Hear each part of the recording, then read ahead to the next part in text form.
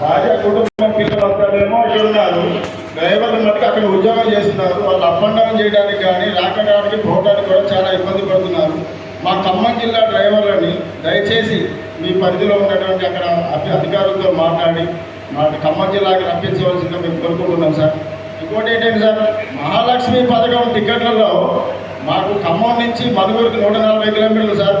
ఆ 140 కిలోమీటర్లు జర్నీ చేసేటప్పుడు ఖమ్మం నుంచి ఎక్కి మనుగురులో టికెట్ కొట్టించుకోవడం, మధ్యలో దిగిపోవడం వల్ల ఇక్కడ బస్సులో 90 మంది 80 మంది ఉన్న ప్యాసింజర్లు తక్కువ ఉంటే డీటెయిల్ మధ్యలో మీరు టికెట్లు ఎక్కువ కొట్టారు, మా జనాలు ఎక్కువ చూపిస్తున్నారు, మీ బస్సులో తక్కువ ఉన్నారు, ఈ విధంగా కేసులు రాసి కండక్టర్లు ఇబ్బంది పెట్టడం ఇలాంటివి జరుగుతున్నాయి సార్.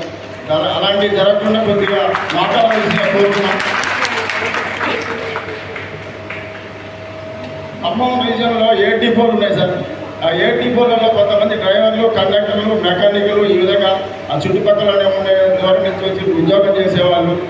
వాళ్ళు ట్రాన్స్ఫర్లు పెట్టుకొని చాలా కాలం అయింది సార్.